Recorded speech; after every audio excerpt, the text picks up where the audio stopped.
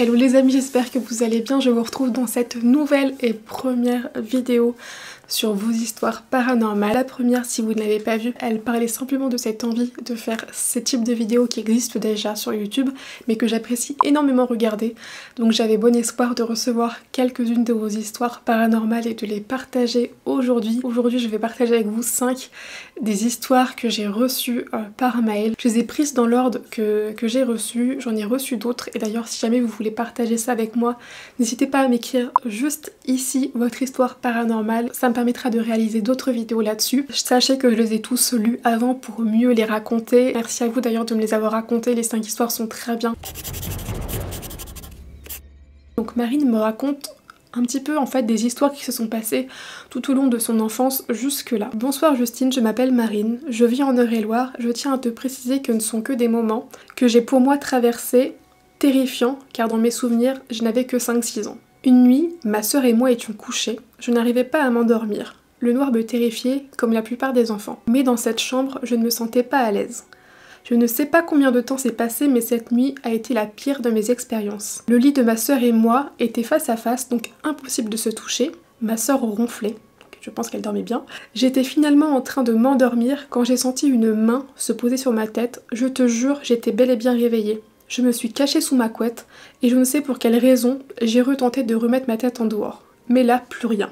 J'ai terminé ma nuit au bout du lit de mes parents, j'étais terrorisée. Marine m'explique aussi que dans son appartement, elle entendait souvent avec sa famille des couverts, comme si quelqu'un essayait de les bouger. Un soir, en rentrant de soirée avec mes parents, mon père, je m'en rappelle, a réagi de suite. Il avait passé le balai et l'avait rangé avant qu'on parte. J'étais avec lui à ce moment-là.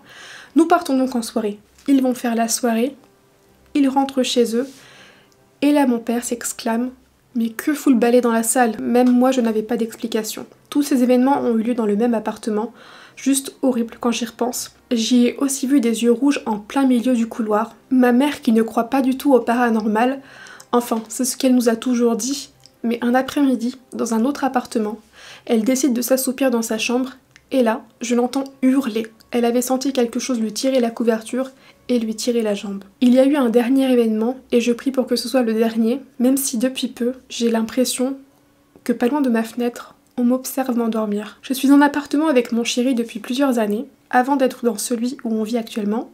On a vécu dans un autre pendant 6 ans.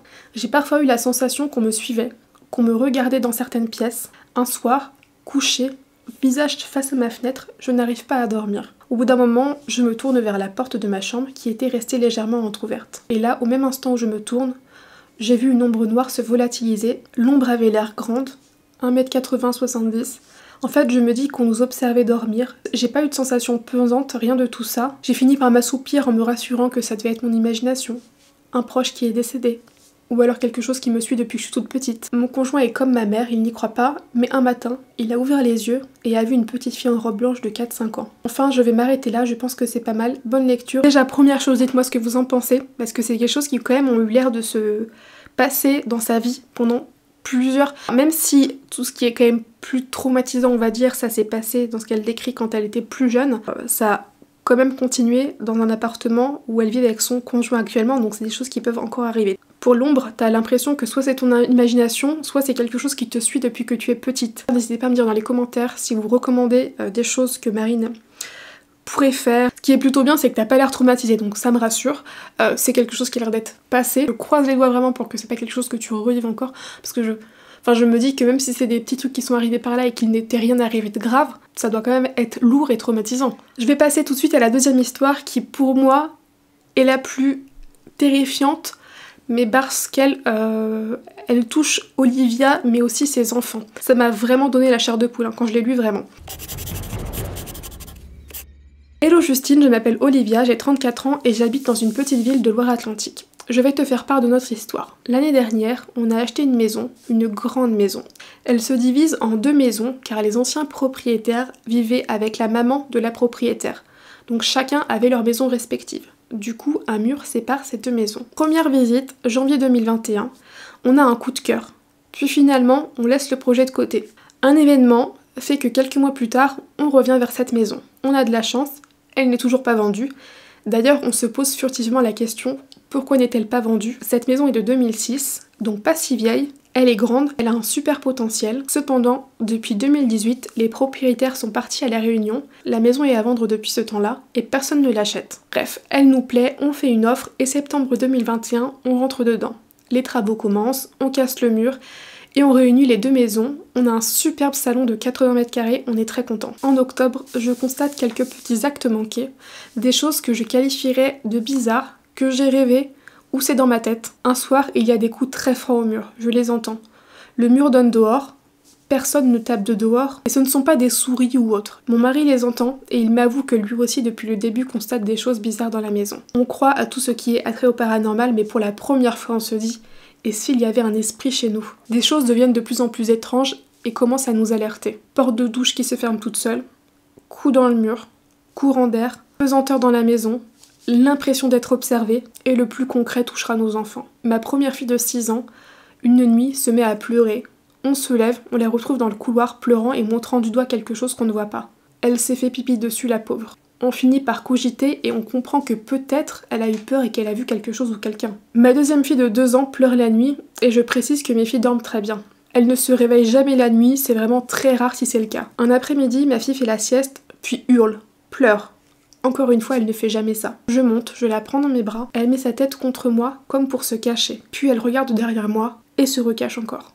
À ce moment-là, je lui pose une question franche. Est-ce que tu vois quelqu'un? Elle me répond oui. J'ai des frissons. Là, je comprends qu'on n'est pas seul dans la maison.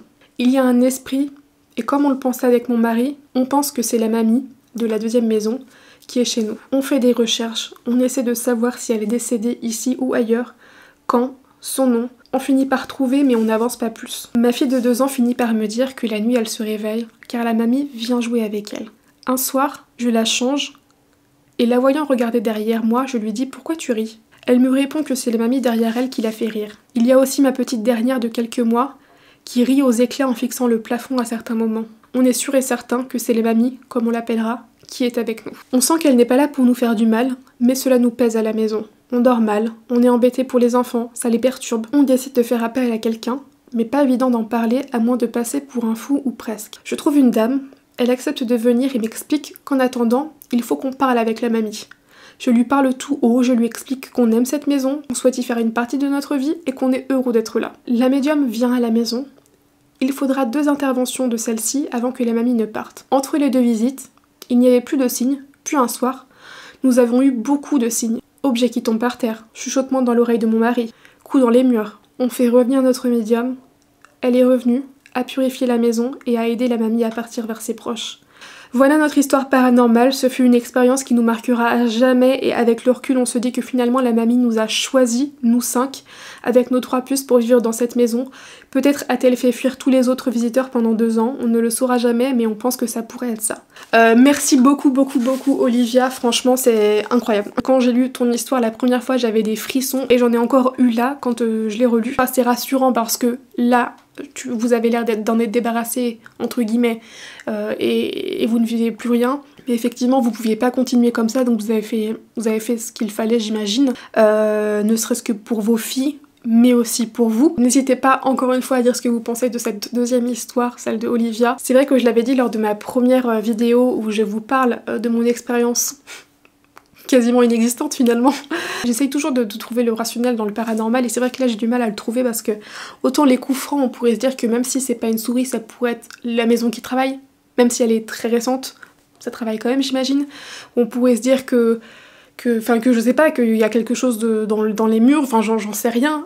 Ça n'empêche que le plus flagrant pour moi, c'est à partir du moment où ça touche les enfants, parce que oui, il y a des enfants qui vont peut-être avoir des amis imaginaires, mais quand ça arrive à tes 3 filles, je pense que là, au bout d'un moment, tu te poses même plus la question, d'autant plus que toi aussi, enfin ton mari et toi aussi, vous ressentiez des choses et il y avait des choses bizarres.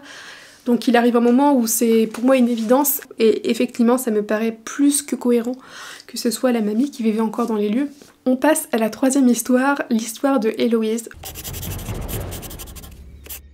Bonjour Justine, j'espère que tu vas bien et que tu n'as pas reçu trop de mails. D'ailleurs merci pour vos mails, j'en ai reçu je pense une vingtaine, donc j'étais très contente, ce qui me fait quelques histoires à vous raconter, mais n'hésitez pas à m'en envoyer. J'adore le concept d'histoire paranormale, donc je t'envoie la mienne. Attention, c'est assez long. Pour débuter, c'était l'été 2011 ou 2012. Nous avons été invités au mariage de mon cousin en Bourgogne avec ma famille, mes parents et mon petit frère. Avant le mariage, pendant la matinée, une grande tente de réception.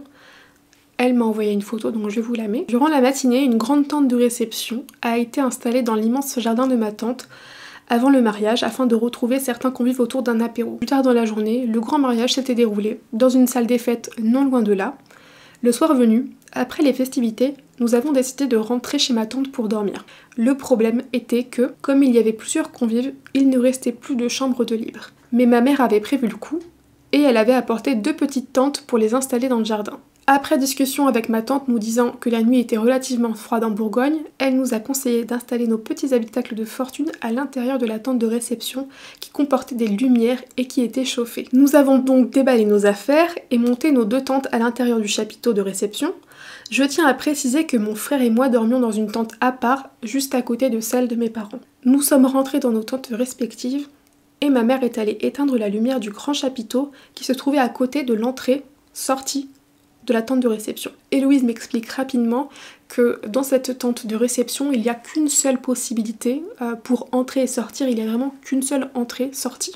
Nous avons essayé de dormir jusqu'à ce que ma mère entende des bruits autour de nos petites tentes. Alors, ce qui est assez drôle, c'est que j'étais là, je sais que j'ai entendu des choses, mon frère aussi, mais ma mère est la seule à avoir une image et un son net en tête de ce qui s'est passé ce soir-là. Les bruits étaient étranges, c'était comme des bruits de pas lourds qui rôdaient autour de nos 2 tentes. Je me rappelle de ma mère qui nous engueulait et qui nous disait d'arrêter de sortir de la tente. Mais on lui répondait que c'était pas nous. Mon père était avec ma mère, mais il était complètement crevé, donc quand ma mère lui disait d'aller voir à l'extérieur, je crois que mon père dormait déjà profondément. Entre parenthèses, vraiment pas utile mon père à ce moment-là. Ma mère a des souvenirs nets de cette scène. Selon elle, les bruits de pas avaient fait le tour de la tente de mon frère et moi, avant de s'arrêter. Puis les bruits se sont rapprochés de la tente de ma mère, ont fait le tour de sa tente, et les pas se sont arrêtés en face de l'entrée de sa tente. Ma mère a complètement paniqué, elle a vraiment cru qu'une personne allait rentrer dans sa tente. Finalement, les bruits de pas ont repris, et la personne ou la chose est partie en direction opposée de la sortie au chapiteau.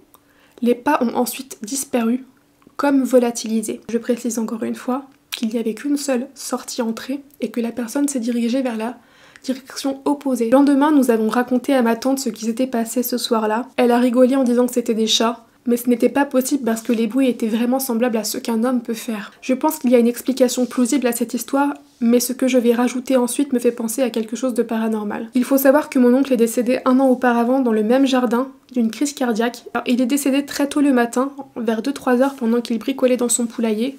Ma mère est persuadée que mon oncle est venu ce soir-là, qu'il ne voulait pas nous faire du mal, il était juste curieux et voulait nous dire bonjour. Aujourd'hui, même 10 ans après, ma mère a toujours des frissons dans le dos en parlant de cette histoire. Merci de m'avoir lu et désolée pour la longueur. Alors merci à toi. Donc c'est vrai que beaucoup de personnes, je pense, qui vont l'avoir écouté pourront trouver des explications rationnelles, une bête ou quelque chose. Je peux complètement comprendre que quand on vit cette histoire-là, les personnes qui ne me connaissent pas le savent peut-être pas, mais j'aime beaucoup faire du bivouac. J'adore passer des nuits en tente. Et je ne vais pas vous mentir, hein, j'ai déjà passé des nuits en tente où j'avais l'impression d'entendre des animaux autour de moi et quand c'est comme ça, je suis sûre que... un chat, j'aurais l'impression qu'il marche comme un cheval. Enfin, tout est amplifié. Cependant, de là à dire que ça faisait comme des pas d'hommes, je pense que effectivement, on peut faire la différence. Je me dis qu'il pourrait y avoir quelque chose de logique, comme une bête, hein, ou vraiment quelqu'un qui est venu et qui est reparti, et vous n'avez pas entendu parce qu'elle n'a pas fait de bruit en repartant. Mais étant donné qu'il n'y avait qu'une sortie-entrée, et que vous avez entendu que la personne a été dans le sens inverse, c'est très bizarre. Bonjour Justine, je me lance moi aussi dans mon petit témoignage de l'expérience un peu bizarre que j'ai pu vivre. Je suis aide-soignant, j'ai travaillé pendant 4 ans de nuit en maison de retraite. J'étais seule comme soignante la nuit car petite structure de 20 résidents. Cela faisait bien 1 année que je travaillais là sans que rien de spécial se passe, mais une nuit, lors de ma première ronde, une de nos résidences atteinte de démence, je précise, me dit qu'il y avait un homme dans sa chambre, un homme avec un chapeau, précise-t-elle. Bref, je ne fais pas plus attention que ça vu sa démence, Quelques minutes plus tard, une autre me sonne. Dès que j'arrive, elle me demande si je n'ai pas vu le monsieur qui était dans sa chambre juste avant mon arrivée. Je lui dis que non. Elle m'explique qu'il y avait un homme au bout de son lit avec un chapeau et un costume cravate. Il ne bougeait pas, elle lui a dit de partir et il a disparu d'un coup. Là, je dois te dire que je commence à trouver bizarre cette description ressemblante. Je souligne que cette dernière mamie, elle, n'est pas atteinte de démence. Elle avait bien toute sa tête. Je me dis mince, est-ce un cambrioleur qui est en train de faire toutes les chambres? La description étrange de cette personne en costume cravate et chapeau semble plutôt venir d'une autre génération que la nôtre actuelle. Bref, je suis partie en cuisine me munir d'un couteau et j'ai commencé à faire le tour de la maison. J'ai bien regardé si toutes les portes étaient fermées. Je me suis dit que peut-être quelqu'un s'était glissé avant la fermeture. Je n'étais pas rassurée vu qu'en plus j'étais toute seule. L'inspection n'ayant rien donné, la nuit continue. Quelques temps plus tard, rebelote. Un papy m'appelle, tout énervé car un homme était dans sa chambre. Il me dit mais vous l'avez forcément rencontré, il était là il y a 1 seconde. Bien sûr, je n'avais vu personne. Et rebelote, description d'un monsieur en costume, cravate et chapeau qui reste planté au bout du lit, sans rien dire. Là aussi, le monsieur a toute sa tête, donc vraiment, je me dis qu'il y a quelque chose de paranormal. Malheureusement, je n'ai pas pu le voir de mes propres yeux, mais cette description, faite par 3 personnes différentes dans la même nuit, pour moi, n'a pas de coïncidence. Pendant 2 ans environ, je n'ai plus rien entendu, j'avais presque oublié cette histoire. Un jour, une nouvelle collègue est arrivée, a fait ses premières nuits, et elle a commencé à me parler d'une chose étrange qui lui est arrivée la nuit. Elle a vu devant la porte d'une résidente un homme en costume cravate et chapeau. Là, boum, tout me revient. Mais sur le coup, je pense qu'elle se fout de moi et qu'une collègue lui avait raconté mon histoire. Finalement, il s'avère que personne ne lui a rien dit. Comme pour les autres témoignages, l'homme n'a rien dit. Il était planté là, devant la porte, et a disparu quand elle lui a demandé de partir. Voilà, je pense qu'il y avait peut-être une âme perdue qui erre. On est quand même dans une maison de retraite et bien sûr, il y a eu de nombreuses personnes qui y sont décédées. Pourquoi cette personne apparaît à certains de temps en temps, je ne sais pas. Malheureusement, je n'ai pas pu le voir. J'aurais bien aimé le voir de mes propres yeux. Merci beaucoup Aline pour le partage de ton histoire. J'en parlais avec une copine il n'y a pas très longtemps en plus, qui fait un peu le même genre de travail que toi. Et enfin je pense, tu te reconnaîtras si tu passes par là, mais qui elle aussi m'a raconté 2-3 trucs qui laissent penser à du paranormal. Et effectivement je pense que ça fait partie des lieux qui doivent être assez chargés. Et on va terminer par Lauriane qui m'a envoyé une photo. Donc c'est très court son message, mais on a une photo et sincèrement quand j'ai vu la photo, je n'ai pas d'explication. Vraiment j'ai 0 explication. Pourtant vous savez que j'adore la photo. Je me suis même lancée en tant que photographe. J'adore vraiment, j'ai une passion pour ça. J'ai déjà eu des choses bizarres sur des photos, mais qui sont clairement des taches. Enfin des taches, c'était à cause de la poussière dans mon objectif. Là, l'histoire, enfin on voit 2 visages. Bonjour Justine, je t'envoie cette photo qui comme tu peux le voir est très surprenante. Avec mon mari, nous étions en trekking et pendant notre séjour en septembre 2021, de la neige est tombée. Nous avons décidé d'aller en haut du col du Galibier, où cette photo a été prise malgré moi. C'est en rentrant de notre séjour, lorsque j'ai montré mes photos à mes parents, qu'ils ont remarqué ces 2 visages présents derrière moi. Aucun trucage, pas de filtre ou autre. Nous avons cherché des explications, mais on ne comprend toujours pas. Je l'ai même mis dans un groupe Facebook qui est orienté sur le paranormal. Beaucoup de gens n'ont pas su me dire ce que c'était. J'espère que ce cliché te plaira, moi je ne l'ai pas vu comme un mauvais œil. Je crois totalement au paranormal ayant moi-même vécu des situations. Après elle me met un petit mot, donc merci beaucoup pour ton petit mot Lauriane. Vous allez voir la photo. Franchement je sais pas quoi dire. En plus il n'y a pas l'air d'avoir de nuages ce jour-là, donc ça peut même pas être... Parce que la bouche, je me suis dit peut-être c'est un nuage, mais il y a l'air d'avoir aucun nuage ce jour-là. Le ciel a l'air d'être tout bleu. Ça arrive vraiment qu'il y ait des taches qui apparaissent quand on prend des photos, mais c'est un peu par-ci par-là et ça ressemble absolument pas à un visage. Je vois 2 visages et je pense que n'importe qui... En fait, dites-nous dans les commentaires ce que vous en pensez, dites-nous ce que vous voyez, si vous avez des explications, mais j'ai beau me dire que... Pour moi, c'est pas de la poussière due à l'appareil photo, c'est sûr que non. Je me suis même dit peut-être que c'est en prenant la photo et en bougeant, mais ça a pas l'air de vous ressembler non plus, donc c'est très bizarre. J'ai pas d'explication. Donc dites-nous ça dans les commentaires. Voilà pour les petites histoires des abonnés que j'ai reçues. J'espère que cette vidéo vous aura plu. Je vous en refilme une très vite. N'hésitez pas à me rejoindre sur la chaîne si c'est pas encore fait. Comme je l'avais déjà expliqué dans la première vidéo, c'est un rendez-vous que j'aimerais faire de temps en temps les vendredis soirs. J'espère que ces petites histoires vous auront plu. Je vous remets ma petite adresse email si jamais vous voulez m'envoyer vos histoires paranormales. Je vous fais des très gros bisous et je vous retrouve très vite dans une prochaine vidéo. Ciao! Been through a lot of pain. Some things are not the same as they were a year ago. but all will be okay. I move on each and every